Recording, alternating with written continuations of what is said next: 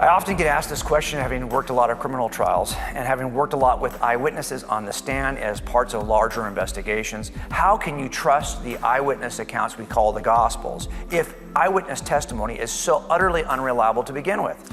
Well, okay, there's some dispute about whether or not eyewitness testimony is unreliable, but let's just, for the sake of argument, I'll just tell you, I don't really ever trust eyewitnesses.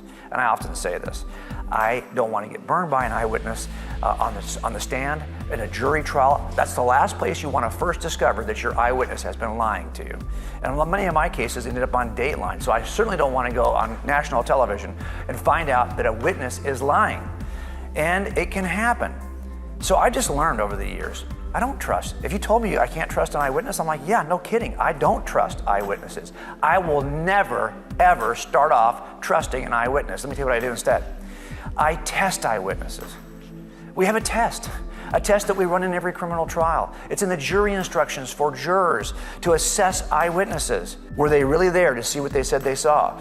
Can they be corroborated or verified in some way? Have they changed their story over time? And finally, do they possess a bias that would cause them to lie? Now, after you have tested an eyewitness, if they pass the test, sorry, you're going to be instructed by the judge to trust them. Oh, I don't know.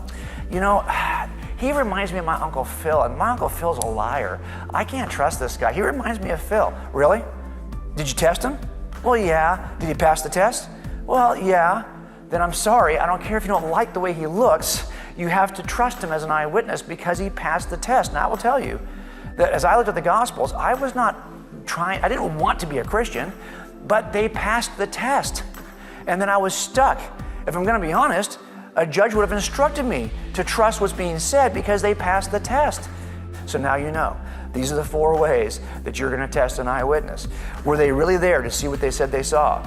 Can they be corroborated or verified in some way? Have they changed their story over time? And finally, do they possess a bias that would cause them to lie? Apply that test for yourself to the Gospels. You'll see that they pass the test.